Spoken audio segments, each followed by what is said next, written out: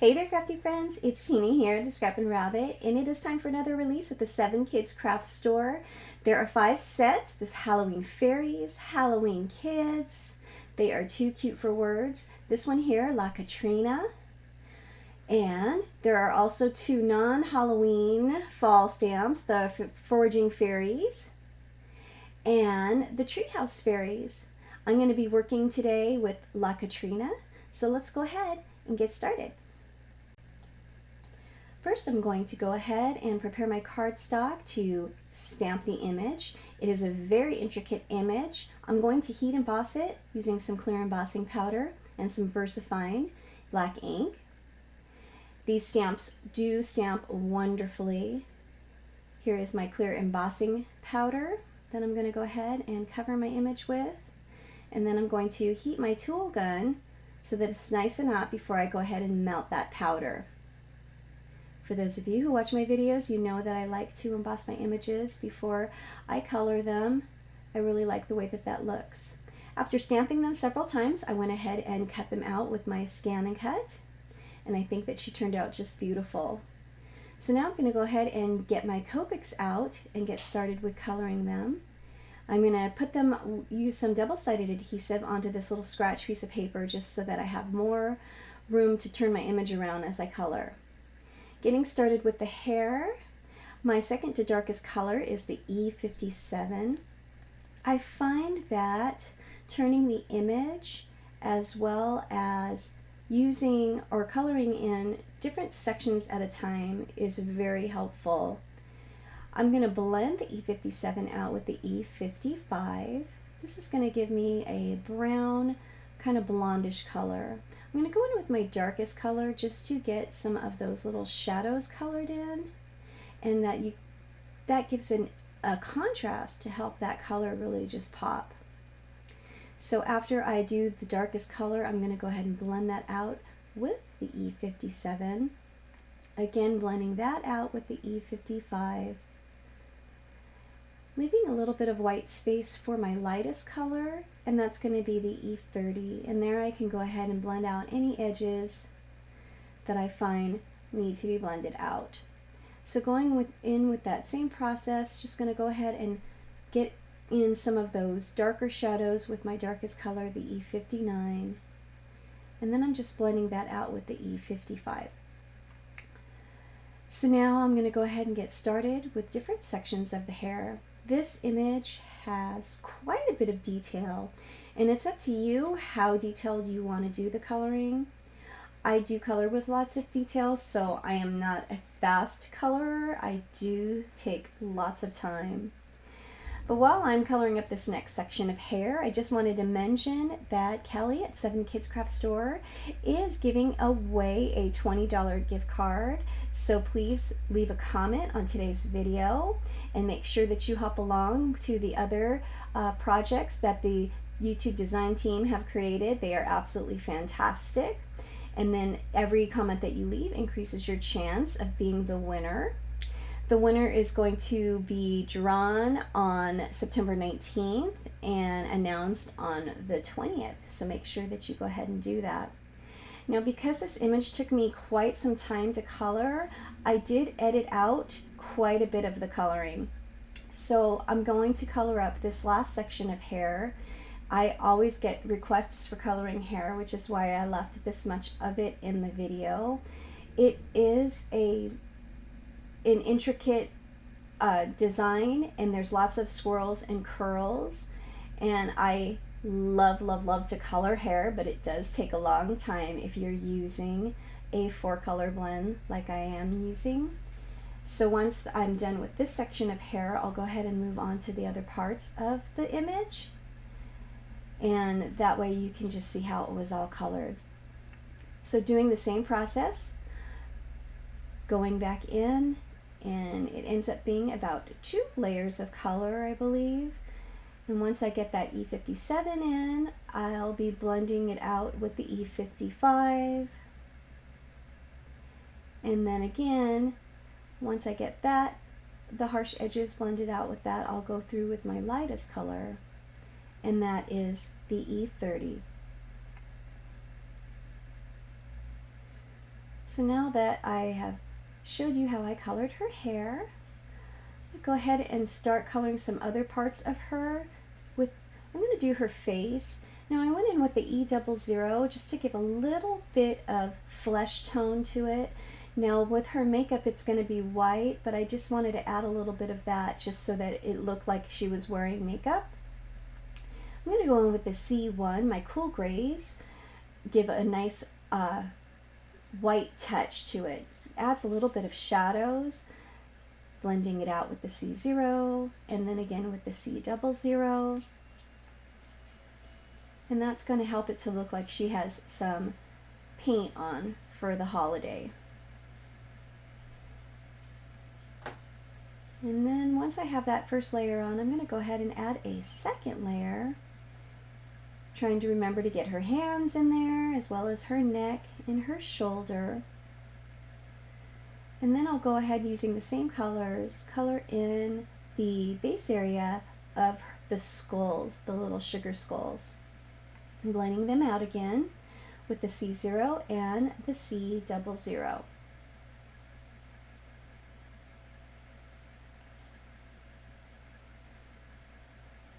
I love this design. It's so beautiful. And although I'm not really an expert on the Day of the Dead, I did what I know is from the little Disney cartoon. I believe it's called Coco. So now I'm going to go into the hat and I'm going to use my cool grays as well. And at this time I'm just kind of coloring and I'm not really sure exactly where I'm going to be adding the dark parts and then the light parts, and so I'm just trying to stick more to the lightest colors before I go too dark. It's easier to make your image darker than it is to make it lighter. So putting down that color is a lot easier than trying to pull it back up. So now I'm just outlining with the C9, and then I'll blend that out with the C7. I'm thinking that I want the highlight to be there in the center, so I'm going with my lighter color, the C5 in there. And then the darkest outlining is going to be with the 100, and that's to help give it some definition and to add in the shadows, as well as to help make the image pop a little bit more. So that is the darkest black, there, the 100. And then going in with the C9 to blend those edges out just a little bit more, and then keeping the lightest area in the center.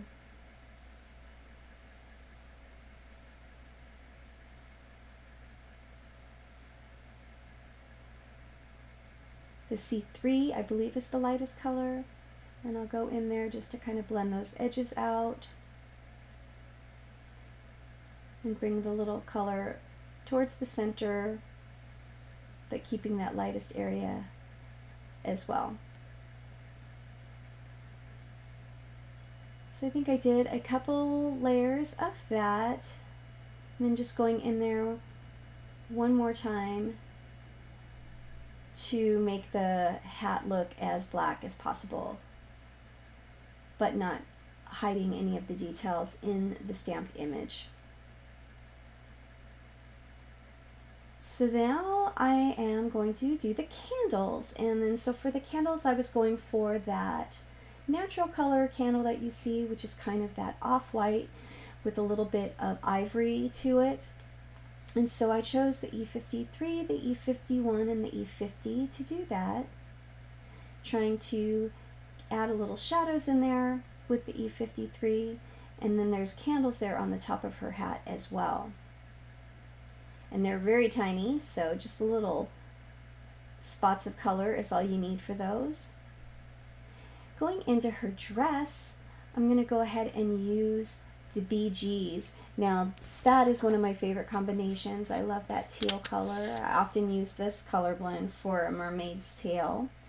It's the BG09 as my darkest, with the BG15 to blend it out, and then the BG23, and then the lightest is the BG11. As with most areas that I color, I'm going to add a second layer in there, going over with the darkest to the lightest, and then trying to get in some of those shadows as well. And that also helps to add that contrast to make your image pop a little bit more. And I just love that she has so many different areas to color, and so I'm trying in my mind to think, what color blends am I going to use for all of these flowers? And so the BGs make her dress look really pretty, and I like her, that teal look with this type of an image. So I'm just going to color in some of the trim area with the darkest color to just give it a little bit of contrast as well.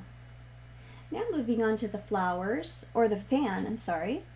I'm going to use my V's, and the V17 is going to add a little bit of a darkness there, and then I'll blend it out with the V22 and then the V20. It kind of resembles a little bit of a spider web. I didn't want to do it black or gray, so I stuck with the purples because I feel like I'm going to be adding lots of purples to this image.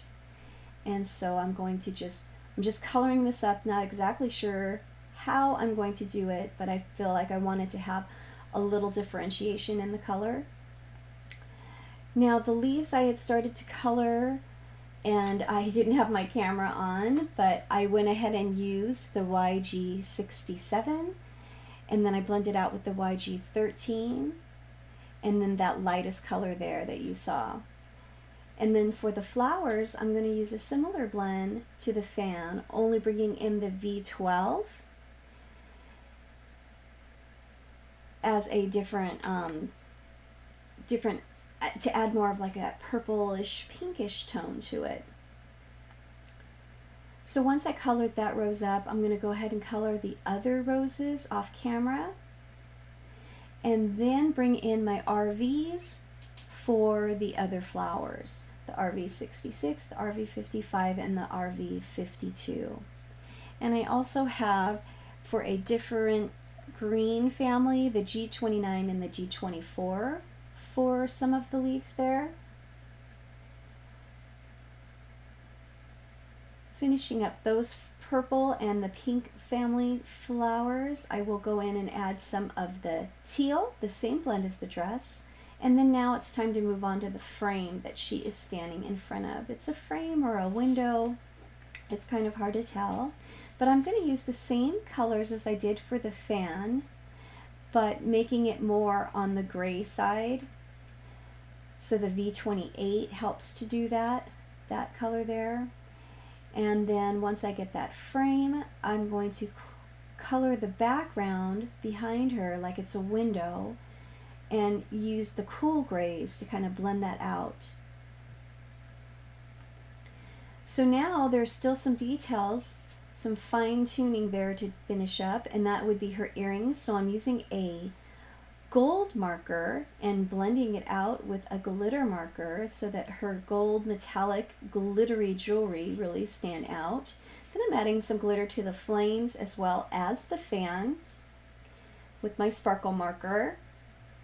And then I noticed that her eyes needed to pop a little bit more, so I wanted them to add color to them, so I made her eyes blue to help them stand out a little bit more, and I think that that really did the trick. And then I realized that she also had a bracelet. So going onto the base of the card, I'm going to use my Mama Elephant Slimline Basics. I'm going to take that scallop and use some Bristol Smooth cardstock, and then using this 4-ink blend, and it's going to be the Wilted Violet, the Dusty Concord, the Chipped Sapphire, and the Black Soot. I'm going to go ahead and really rub in that ink and blend it through, I think 3 times I did, to get the deep color. This is like therapy. It's like a lot of fun to blend out the inks, and I just love my little mini cubes for that. So I have 2 purple tones, that dark blue and then the black, and it's going to make up an evening sky. So blending that together, it does take a little time. I do need to re-ink my cubes. I've never re-inked them to this day, and I've had them for a few years now, so I think that it's probably time to get them a little juicier, and that would make the process go quite a bit faster.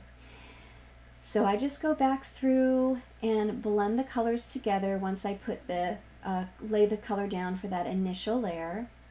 And then my black soot especially is a little bit on the dry edge. And so it took me, I think, 3 to 4 layers to get it the color that I wanted it to be. So time to start investing into some of those re-inkers. So that's basically the initial color line right there, those 4 colors, as you can see how I blended it out. And then if you go on to add another layer, you can see how quickly the color deepens. And I just love how it's turning out. So once I have the blended down, I'm going to sprinkle some water to lift some of that color up, because I know it's going to be a night sky.